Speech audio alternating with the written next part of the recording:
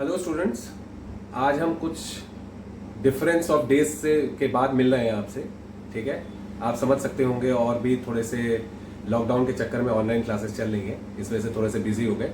ठीक है, लेकिन आज मैं फिर हाजिर हूँ, आपसे रूबरू हूँ आपको नया कॉन्सेप्ट पढ़ाने के लिए इलेक्ट्रोकेमिस्ट्री का, जो कि है इलेक्ट्रोकेमिकल सीरीज।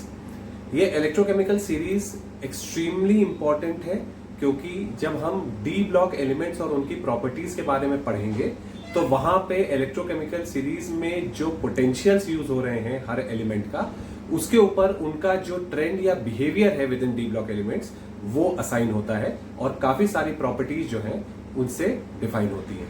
लेकिन यहां पे आज हम इलेक्ट्रोकेमिकल सीरीज में जिस टाइप के क्वेश्चंस आ सकते हैं इलेक्ट्रोकेमिस्ट्री में, उस चीज को पढ़ेंगे। देखिए, इलेक्ट्रोकेमिकल टेबल जो होती है वो आपकी स्टैंडर्ड रिडक्शन पोटेंशियल्स की टेबल होती है। कई बुक्स में वो पॉजिटिव पोटेंशियल से स्टार्ट करके नेगेटिव पोटेंशियल तक जाते हैं, कई बुक्स में नेगेटिव पोटेंशियल से स्टार्ट करके पॉजिटिव पोटेंशियल की तरफ जाते हैं। आपको सिर्फ एक ट्रेंड समझना है जो भी उसमें लिखा गया है। लेकिन अक्सर आपको ऐसे ही मिलेगा कि जो आपने सीरीज क्लास 10th में पढ़ी थी, जो पोटेशियम से स्टार्ट हुई थी और जाके क्या कहते हैं कॉपर और प्लैटिनम पे एंड हुई थी, जाके वही सीरीज को ज्यादा एक्स्ट्रापोलेटेड फॉर्मेट में पढ़ना है। ठीक है, तो मैं उसी बेसिस पे स्टैंडर्ड रिडक्शन पोटेंशियल की सीरीज को बनाऊंगा और उसके कॉन्सेप्ट को और टाइप ऑफ क्वेश्चंस को उसमें इंक्लूड करूंगा। बहुत सिंपल है, उसको समझिए इलेक्ट्रोकेमिकल सीरीज को। तो मैं बोल रहा हूं कि मैं मेटल से स्टार्ट करूंगा, तो इसमें जब टेबल स्टार्ट होती है वो लिथियम मेटल से होती है।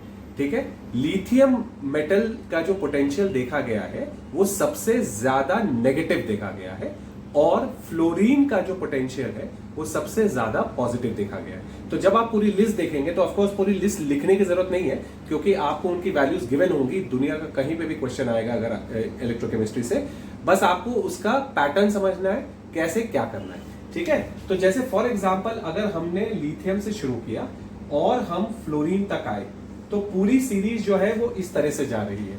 जब मैं एरो जो है वो ऊपर से नीचे की तरफ दिखा रहा हूं, इसका मतलब ये है कि यहां पे it is most negative potential and यहां पे it is most positive potential. ठीक है, वैल्यूज कुछ भी होने दीजिए। अब इसमें है क्या, मोस्ट नेगेटिव पोटेंशियल का लॉजिक क्या है? देखिए, आपको रटने की जरूरत नहीं है, मैं आपको खाली उसका लॉजिक बता रहा हूं और आप उसी चीज को उस तरह से ध्यान रखिएगा। ठीक है, अगर कोई एलिमेंट का पोटेंशियल नेगेटिव है, ठीक है, तो आप इसको इस तरह से ध्यान रखिएगा कि अगर उसका पोटेंशियल नेगेटिव है, उसके पास बहुत सारा नेगेटिव चार्ज है, और अगर उसके पास बहुत सारा नेगेटिव चार्ज है तो वो आसानी से कौन सा काम कर सकता है? आसानी से इलेक्ट्रॉन्स डोनेट करने का काम कर सकता है।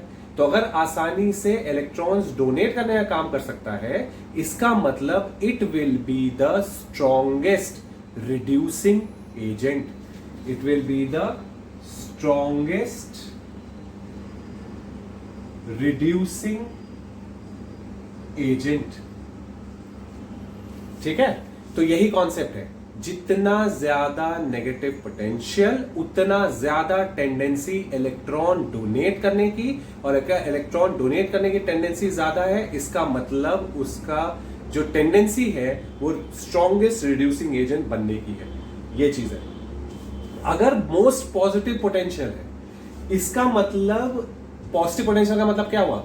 डेफिशिएंसी ऑफ इलेक्ट्रॉन्स, यही समझ सकते हैं। तो अगर डेफिशिएंसी ऑफ इलेक्ट्रॉन्स हम समझ रहे हैं, इसका मतलब वो इलेक्ट्रॉन्स एक्सेप्ट कर सकता है, और अगर इलेक्ट्रॉन्स एक्सेप्ट कर सकता है, इसका मतलब ये बन सकता है स्ट्रॉन्गेस्ट ऑक्सीडाइजिंग एजेंट। एजेंट कौन होता है? जो अपने लिए काम नहीं करता है, सामने वाले के लिए काम करता है। तो अगर रिड्यूसिंग एजेंट है तो रिड्यूसिंग एजेंट का काम होगा सामने वाले को रिड्यूस करना। तो सामने वाले को रिड्यूस करने का मतलब है उसको इलेक्ट्रॉन्स देगा। अगर सामने वाले को रिड्यूस करेगा तो खुद क्या हो रहा होगा? ऑक्सीडाइज।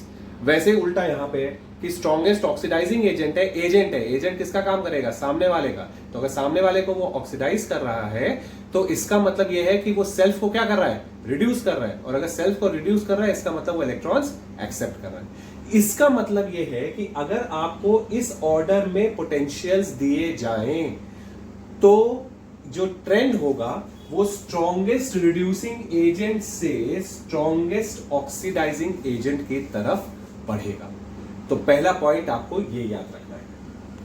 सेकेंड पॉइंट जो आपको यहां पे ट्रेंड देख के बताना है वो ये है कि इसके बाद के जो एलिमेंट्स हैं, मान लीजिए यहां पे ए बी सी डी, ठीक है, और यहां पे मान लीजिए हाइड्रोजन है, यहां से हम और नीचे चले जाते हैं, यहां पे फ्लोरीन है, ठीक है। तो एक चीज आपको ध्यान रखना है, अगेन यहां पे जो एलिमेंट्स हैं, कि जो ऊपर वाला एलिमेंट होगा वो केमिकल रिएक्शन में नीचे वाले एलिमेंट को डिस्प्लेस कर देगा। ये कॉन्सेप्ट अगेन आपने क्लास 10 में पढ़ा है, ठीक है। और इस पे बेस्ड क्वेश्चन कैसे आ सकता है कि can copper sulphate be stored in a zinc pot, ठीक है, ये क्वेश्चंस अक्सर पूछे जाते हैं। या इसका रिवर्स भी हो सकता है, can zinc sulphate be stored in a copper pot. अब दो क्वेश्चंस आपके सामने हैं, आंसर क्या होगा? अगर मैं फर्स्ट केस लूं तो copper sulphate can not be stored in a zinc pot. क्यों? क्योंकि जिंक के केस में जिंक कॉपर को डिस्प्लेस कर सकता है और जिंक सल्फेट बना देगा, और हमें क्या मिलेगा? कॉपर।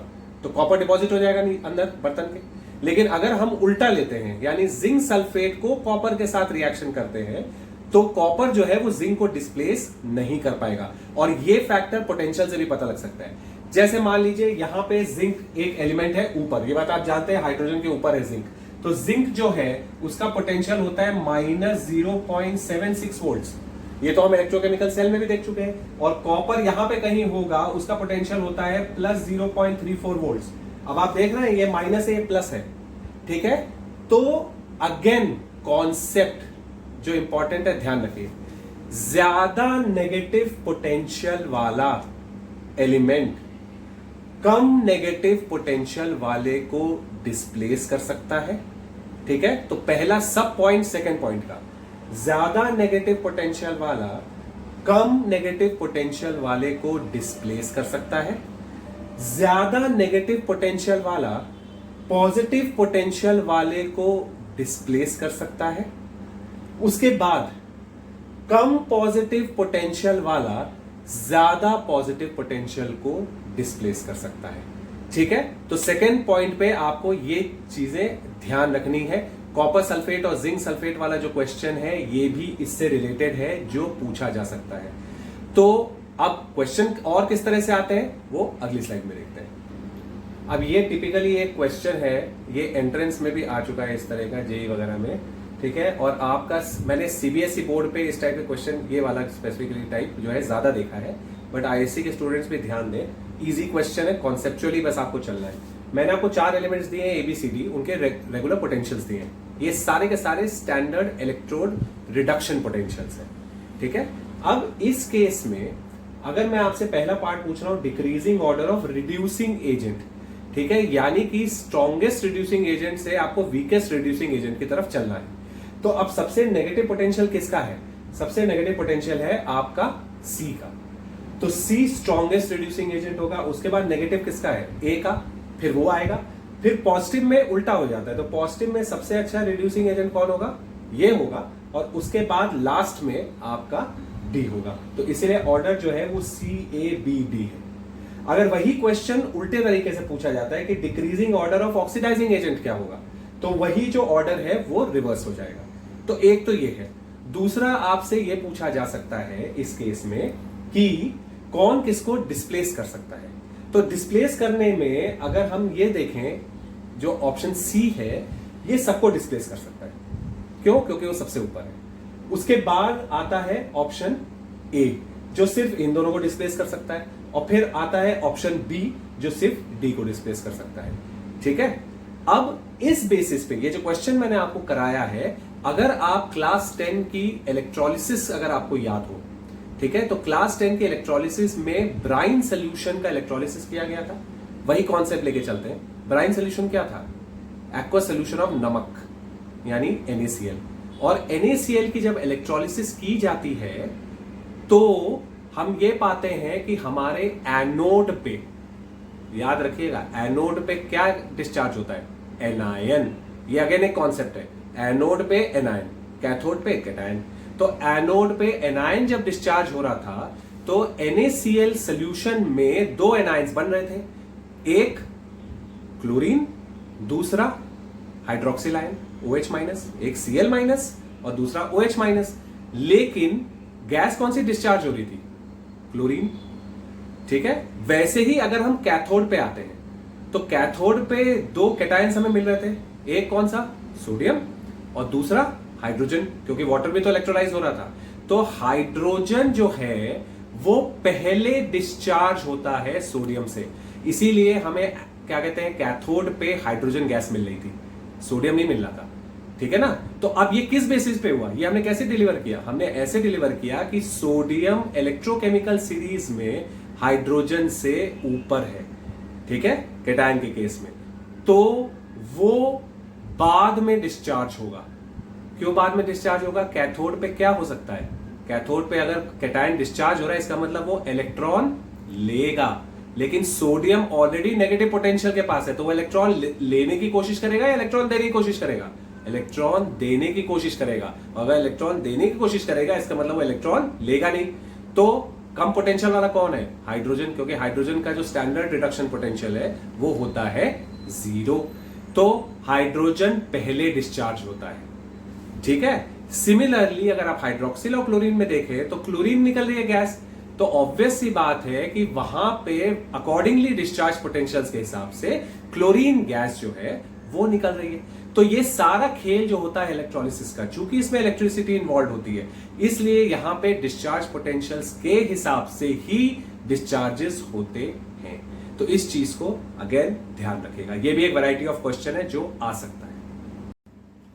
चलिए अब चैप्टर को थोड़ा सा आगे खिसकाते हैं और इलेक्ट्रोलिसिस की तरफ बढ़ते हैं, जिसमें कि हमारे सुपरस्टार फैराडे ने 2 लॉज दिए थे। ठीक है, और काफी मेजर लॉज थे जिसपे इलेक्ट्रोलिसिस की पूरी नींव बनती है, फाउंडेशन तैयार होती है। ठीक है, जब भी हम इलेक्ट्रोलिसिस करते हैं तो हम ये बात जानते हैं कि जब भी डिपोजिशन होता है किसी भी मेटल का, वो डिपोजिशन होता है कैथोड के ऊपर। ठीक है, और अगर हम एक सिंपल सा एग्जांपल इलेक्ट्रोलिसिस का प्यूरिफिकेशन ऑफ द मेटल का लें, जो मेटलर्जी में अक्सर सभी लोग पढ़ चुके हैं, तो हम ये बात जानते हैं कि एनोड का साइज छोटा होता जाता है और कैथोड का साइज बड़ा हो जाता है। तो फैराडे ने इसी सिलसिले में क्या कहा? फैराडे ने ये बात कही फर्स्ट लॉ के हिसाब से। तो फर्स्ट लॉ में फैराडे ने ये कहा, the amount of metal which is deposited on the electrode is directly proportional to the amount of current passed for a specific amount of time। ठीक है, मैं फिर से रिपीट कर रहा हूं, सुनिए।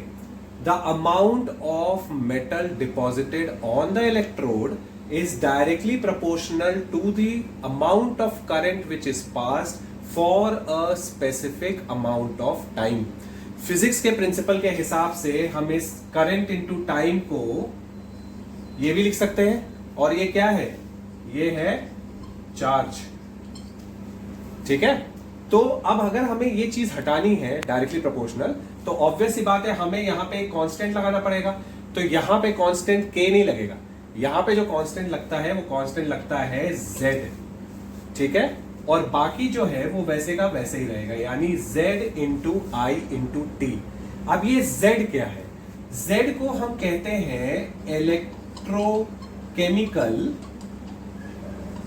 इक्विवेलेंट। z को हम कहते हैं इलेक्ट्रोकेमिकल इक्विवेलेंट, और इस z की एक वैल्यू है, वो वैल्यू आपको याद रखनी है। z की वैल्यू होती है E/F। ये यहां पे मैं आपको ABCD नहीं पढ़ा रहा हूं, ठीक है, ये ध्यान रखिएगा। ये E/F जो है इसका सिग्निफिकेंस है।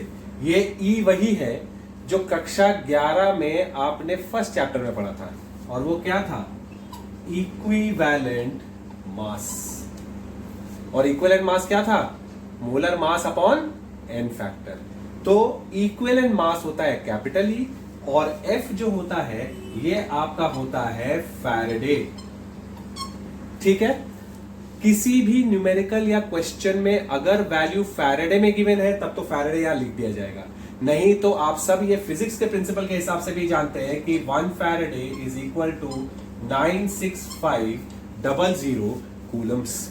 तो आपको जब नॉर्मल न्यूमेरिकल आएगा आप इसी चीज को लिखेंगे, इक्विवेलेंट मास अपॉन 96,500। ठीक है, तो ये फैराडेज का फर्स्ट लॉ है। सेकेंड लॉ जो फैराडे ने दिया था वो फर्स्ट लॉ का ही एक तरह का एक्सटेंशन है। कैसे एक्सटेंशन है समझिए। सेकेंड लॉ ये कहता है कि अगर हम मल्टीपल इलेक्ट्रोलिटिक सेल्स को सीरीज में जोड़ें, अब थोड़ी सी फिजिक्स वाला टर्म आ रहा है, सीरीज, पैरेलल, इलेक्ट्रिसिटी, आपको पता होगा। तो अगर हम मल्टीपल इलेक्ट्रिकल सेल्स को, इलेक्ट्रोलिटिक सेल्स को सीरीज में जोड़ें और उन सारे सेल्स में जो इलेक्ट्रोड्स होंगे वो डिफरेंट मेटल्स के होंगे, और उन सारे सेल्स में अगर हम same amount of current same time के लिए अगर भेज रहे हैं, तो जो अमाउंट ऑफ मेटल डिपॉजिट होगा हर सेल में वो उस मेटल के इक्विवेलेंट मास के डायरेक्टली प्रोपोर्शनल होगा। ठीक है, किताबी भाषा में whenever multiple electrolytic cells are joined in series with different metal electrodes and same amount of current is passed for same amount of time in all the cells, then the amount of metal deposited on each of the electrodes is directly proportional to the equivalent masses of the respective metals।